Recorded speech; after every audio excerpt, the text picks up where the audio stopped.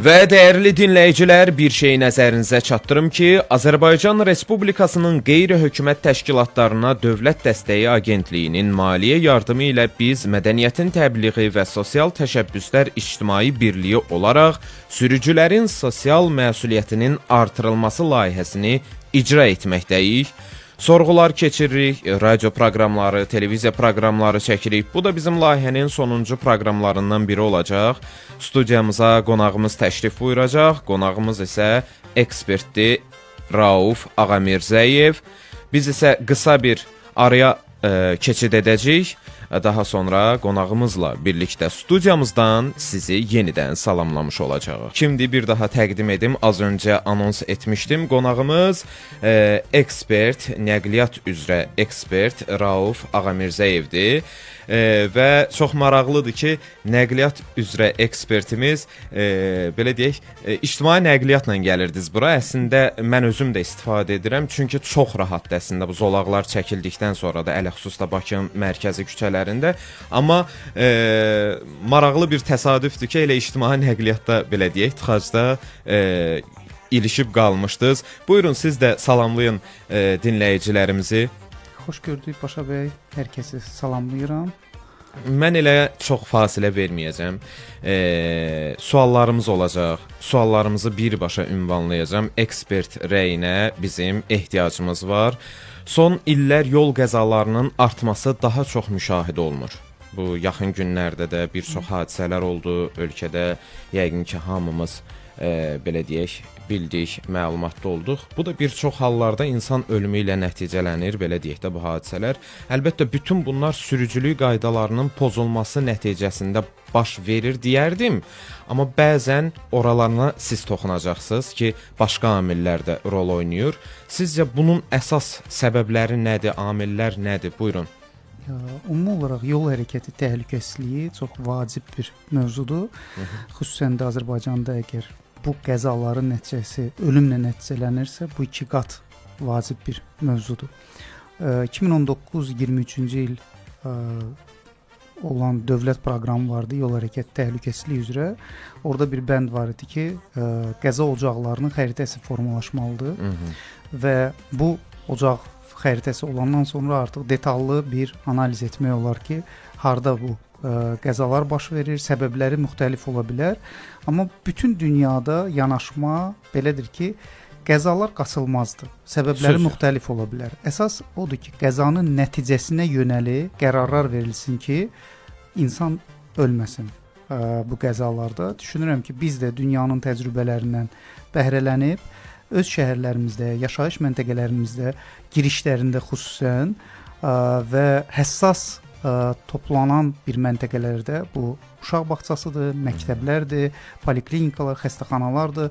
Yəni həssas insanların daha çox hərəkət etdiyi məkanlarda sürəti azaldan həllər tətbiq olunmalıdır ki, sürücü qaydalara əməl etmədiyi belə halda məcburi infrastruktur onu vadar etsin ki, sürətli sürməsin və istənilən bir qəzanın nəticəsinə bu birbaşa təsir edir. Çünki sürətdən sürətə fərq var və həmən sürətlərdə baş verən qəzanın nəticəsinə birbaşa təsir edir. Əgər aşağı sürətdə qəza baş verərsə, bu yüngül xəsarət və maddi ziyanla nəticələnirsə, yüksək sürətlə baş verən qəzalar ölümlə nəticələnir və bizdəki qəzaların əksəriyyətinin faktoru sürətdir. Yəni daha sürətli sürürlər və sürətli sürməmək üçün dövlət nə edib? Yəni müəyyən qaydalar qoyub, sürəti məhdudlaşdıran qərarlar oldu ki, şəhər daxili 50 km sürət, şəhər ətrafı 90 km, cəzalar artırıldı. Amma düşünürəm ki, bunlar yetərli deyil. Mən də elə düşünürəm. Bir nüansa toxunmaq istərdim. Çox üzr istəyirəm. Mənim sürücü olaraq, yaşım o qədər də çox olmasa, sürücü olaraq çox təcrübəm var. Və mən hələ bir dənə nəqliyyat hadisəsi belə deyək də keçirtməmişəm. 1-2 dəfə mənim maşınımı belə deyək, özdə durduğu yerə vurublar. Mən düşünürəm ki, burada naşı sürücü nüansı da böyük rol oynayır. Sürəti nə qədər, hətta mən bir dəfə təsadüfdən bir məkanda dövlət yol polisinin əməkdaşı var idi. Ona sual verdim ki, bu sürət tamam mən razıyam. Yəni ümumilikdə götürəndə yaxşı addımdır. Hətta bir ölkədə statistika açıqlanmışdı. 2023-cü ildən bu yana yoxsa nəsə bir dənə də olsun ölümlə Skandinaviya ölkəsi, İsveçdə. Bəli. Hə. Tam doğru vurğuladınız. Orada sürət həddini səhv eləmirəmsə 30-a düşürdülər yoxsa nəsə. Amma burada mən bir məsələni toxunmaq istəyirəm ki, bizdə məsəl üçün əksər yollarda 50 elədilər də belə deyək şəhər daxilində. Mən düşünürəm ki, həddən artıq naşı sürücü 50 ilə də gedib belə deyək, nəqliyyat hadisəsi törədə bilir, 80 ilə də getsə o yolda. Məncə burada bir nüans var ki, bilmirəm bu sürücülük vəsiqəsini əldə etməyin yollarını biraz çətinləşdirməyimi lazımdır ki, daha ələnsin, daha peşəkarlar. Məncə böyük bir burada bir başqa misal. Yəni sürücülük vəsiqəsinin alınması sərtləşdirməlidir. Əgər insan dönə-dönə səhv edirsə, məhdudlaşdırma tətbiq edilməlidir. Təkrar təlimlərə cəlb, bunlar hamısı vacibdir. Amma fiziki olaraq insan səhv edə bilər. Söz yox. Amma onun səhvi nəticəsində digər insan ölməməlidir. Yəni bunu mümkünsüz olması üçün, yəni insan səhvinin nəticəsinə yönəli bir qərarlar vermək vacibdir. Yerdə infrastruktur təkmilləşdirməlidir. Bunu istəyirsiniz sağa, sola fırlatmaqla deyil. Yəni bu dünya bunu keçir. Yəni zaten belə deyək də o kobud sürücülər olacaq. Bunu dövlət qarşısına almalıdır. Dünyanın hər yerində insan insandır. İnsanın səhvi qaçılmazdır. Amma nəticəsinə yönəli dünyanın nümunələri var. Bayaq misal çəkdiyimiz İsveçin Vision Zero konsepsiyası var. Ölüm hallarına sıfır dözümlülük siyasəti. Bax o həmən konsepsiyaya nəzərən müəyyən təkmilləşdirmə işləri görürlər. 2 zolaqdan artıq olan küçələrdə trafiki, yəni sürəti sakitləşdirən elementlər qururlar. Təhlükəsizlik adacığı, sonradan məhəllə girişlərində səki səviyyəsindən qaldırılmış keçidlər edirlər, kontrast işıqlandırma tətbiq edirlər və zolaq ensizləşdirilməsi tətbiq olunur. Bunların bəziləri Bakıda var, amma nöqtəvidir. Yəni bunu daha aktiv olaraq bütün şəhərə və bütün ölkəyə tətbiq etmək lazımdır. Xüsusən Sovetlər zamanında yanlışlıq olub düşünürəm. Sovetlərin zamanında bizdə yol tikiləndə yaşayış məntəqələrinin içindən keçib. Hətta respublika əhəmiyyətli yollar, magistral yollar. Bunlar sürücüləri də qıcıqlandırır əslində. Çünki sürətli sürür və məcburdur sürəti azaltsın. Amma bəziləri var ki, o sürət rejiminə əməl etmir və yekun nəticədə təəssüflər olsun ki, qəza baş verir və ölümlə nəticələnir. Ona görə burada infrastruktur həlli deyəndə həmçinin dairəvi yolların, yaşayış məntəqələrindən çölə çıxarılan yollardan söhbət gedir. Əgər bu variant hələ ki, yəni maddiyyata bağlıdır, eyni anda bunu icra eləmək biraz mümkünsüzdür. Bir göz qırpımında mümkün deyil. Buna illər amma lazım. bunu mərhələli şəkildə icra etmək olar ki, nişanlarla, xüsusi sürəti azaldan həllərlə sürücünün də diqqətini artırmaq olar, piyadanı da orada qorumaq olar. Xüsusən də piyada hərəkət iştirakçıları arasında ən qorunmayan üzvdür. Amma təəssüflər olsun ki, bizdə küçə sahəsində küçənin belə bir hala gəlib ki, hibrid alınır. Nə küçə deyə bilirik, nə yoldur. Elədir. Yəni bəzi ərazilər var ki, magistrala oxşuyur küçə. Bəli. Və orada da hər hansı bir piyadanın hərəkəti xaotik olacaq. Niyə? Çünki onun şəraiti yoxdursa, o özünə qısa yol axtaracaq. Çox təəssüflər olsun ki, o qısa yolda sonuncu yol olacaq. Ona görə dövlət proqramı təsdiq olunub, Bakı şəhərindən başlayaraq deyək, 25-30-cu illər ərzində bütün piyada səkiləri abadlaşmalı, aradan bariyerlər götürülməli, panduslar qurulmalıdır. Bu vacib bir sənəddir. Düşünürəm bunu təxirə salınmadan icra olunmalıdır, təftiş olunmalıdır və ilkin araşdırmalar göstərir ki, qəzalar məhz keçidlərin yanında baş verir. Yeraltı, yerüstü müəssər olmayan keçidlərin. Onun da çox da uzağa getmədən daha ucuz variantı olar. Böyründə dublyor, zebra və svetofor təşkil etmək lazımdır ki, insana da rahat olsun. Orada 30 saniyə sürücü dayanmaqla böyük bir şey itirməz, amma piyada cəhətdən böyük bir əlavə olunar və potensial piyada sayı çoxaldıqca sürücülərdən, məsələn, avtomobil sürənlərinin bir çoxu hətta piyada gedəcək. Bu məsafə qısa məsafəli bir hərəkət növüdür. Bəli, bir də bir nüansa toxunmaq istəyərdim. Elə bu piyada keçidləri ilə bağlı danışdınız.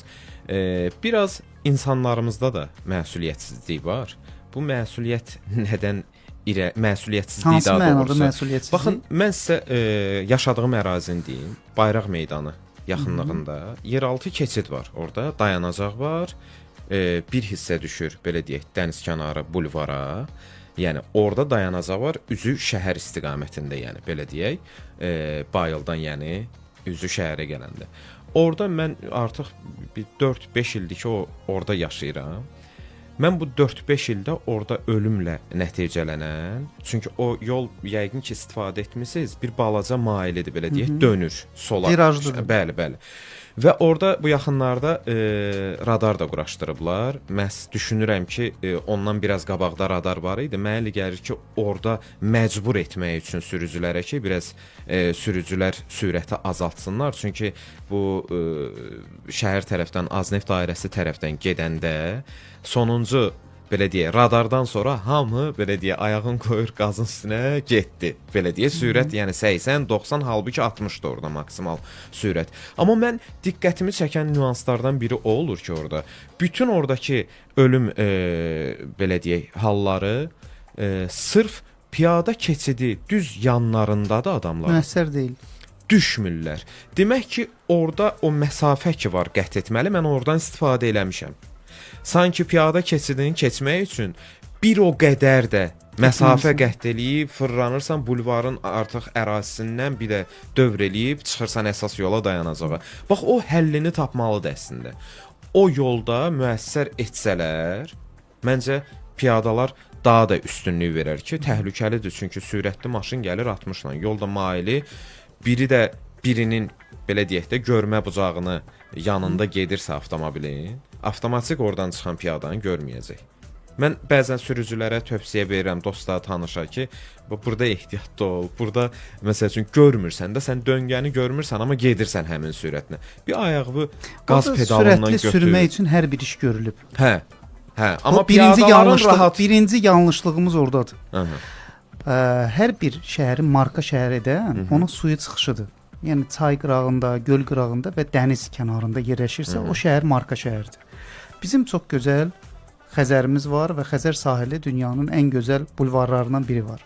Bu gözəllik var, amma o gözəlliyə girişi biz məhdudlaşdırmışıq. Və o gözəlliyə çatmaq üçün ictimai nəqliyyatla dayanacaqların arasında məsafə çox uzaqdır. Eyni səviyyəli keçidləri, çox təəssüflər olsun ki, olanın ləğv etmişik və yeraltı müəssər olmayan keçidlərlə əvəzlənmişik. Həmin keçidlər siz bayaq qeyd etdiyiniz kimi yanında qəzalar baş verir. Burada bir digər məsələ də var ki, Bakı dəniz sahilində yerləşdiyindən bunun dairəvi yolu yoxdur və dairəvi yolun bir hissəsi deyək ki, 8 noyabr prospekti Neftçilər prospektinə düşən sahələrdir. Yəni həmçində tranzit funksiyalı bir küçədir, prospekti. Amma nəzərə alaq ki, şəhərdə daha çox insan yaşayırsa, daha çox insan hərəkət edirsə və cazibə nöqtəsi bulvardırsa, burada məhz eyni səviyyəli svetoforla nizamlanan keçidlər olmalıdır. Yeraltı, yerüstü keçidlər yox. Məhz insanlara daha rahat, çünki bulvar məhz istirahət üçündür, gəzmək üçündür. Əgər avtobus zolağı ayrılırsa, deməli dayanacaqlar 300 metrdən biri olmalıdır ki, insanlar uzaq məsafəni qət etməsin. Və şəhərin artıq daha sıx məskunlaşma sahəsi artıq deyək ki, Bibeybətdən də bu yana artıq Bayıldır da. Bəli. Bayıldan artıq sürət 50 olmalıdır. Və sürəti azaldan həllərə daha çox gedilməlidir. Geniş, sürətli yollar tikmək yox. Baxın, amma orada bir keçid var, düz elə Bibeybət dediniz, xatırladım. Düz bizim elə binaların yanındadır.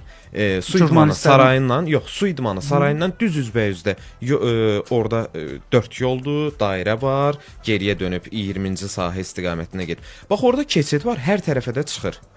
Bax, gəlirlər özdə ən belə deyək, məni qıcıqlandıran körpə uşaqla, az yaşlı uşaqla qaça-qaça, özdə ən pisi də o saat 5-7 radələri var ki, üzü belə deyək də o ticarət mərkəzlərindən, üzü lökbatandan ki, sıxlıq ki yaranır istiqamət, həddən artıq belə deyək də maşınlar çox və qaçırlar uşaqla. Baxıram, bəzən olub, irad bildirmişəm ki, yəni düz böyrünüzdədir də, bu ki müəssərdir, belə deyə, əl çatandır. Müəssər də hesab eləyirsiniz? Orada, pilləkənlərdir və pilləkən ümumiyyətlə pilləkənsiz olmalıdır keçidlər. Aha. Yəni deməli müəssər olan odur ki, belə deyək, yol radius insan olsun. üçündür. Bəli. Avtomobil dayanmalıdır, Baxın, belə deyək, bu prizmadan. Müəssər keçid, ümumiyyətlə müxtəlif səviyyəli keçidlər bu sürətli yollarda olmalıdır. Şəhərin daxilində sürətli yol olmamalıdır. Aha. Birinci buradan başlayaq. Aha. Şəhərdən kənarda sürətli yol ola bilər, yəni yeraltı, yerüstü keçid ola bilər, amma onun müəssər keçidi olmalıdır. Yəni sizin uşağınız ola bilər, uşaq arabası ilə ocağa götürməməlisiniz arabanı. Arabanı Söz sürə-sürə getməlisiniz. Sözü. İki müharibədən çıxmışıq. 50'lərimiz var ki, hərəkət məhdudluğu var. O 50 arabası ilə heç kimdən kömək istəmədən orada o müəssərlik yoxdur yəni. O gəlirik, yoxdur. çıxırıq ki, Demək olar heç bir keçidlərimizdə bizdə əlillər üçün heç nə nəzərdə tutulmur. 37%, 3,8 milyon insan Bəli. az mobillidir. Yəni bunun içində uşaqlardır, uşaqlı valideynlərdir, qocalardır, əlillərdir. Əlillər özləri də gözdən əlil var, hərəkət məhdudluğu var, autizm olanı var. Yəni bunları nəzərə alınaraq şəhər qurulmalıdır. Əgər biz bunu qurmuşuq və yanlış qurmuşuqsa, yanlışlığı da qəbul etməliyik və Bəli. təxirə salınmadan düzəltmək gərəkdir. Yəni eyni səviyyədə svetoforla tənzimlənən və təhlükəsizliyi qabardan, yəni müəyyən yol əgər genişdirsə küçə, iki zolaqdan artıqsa təhlükəsizlik adacığı hökmən qoyulmalıdır. Nəyə görə vacibdir? Piyada yetişməsə, o adacıqda özünü təhlükəsiz hiss edir. Avtomobili ötürür, sonra keçidə yoluna davam edir. Və yekunda bir sual da ünvanlayım sizə.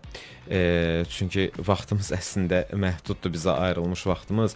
Yol hərəkəti təhlükəsizliyi ilə bağlı sosial və maarifləndirmə aksiyalarının keçirilməsinin nə kimi əhəmiyyətləri var? Yəni nəsə verə bilərmi? Yəni insanları maarifləndirmək falan. Yoxsa elə məhz dövlət qurumlarının boynundadır, belə deyək hamısı. Mən burada iki hissəyə bölərdim. Dövlət qurumlarımızda ciddi maarifləndirmə işləri aparılmalıdır. Aha. Çünki dövlət qurumları özləri də məsələyə baxışları bir mənalı deyil.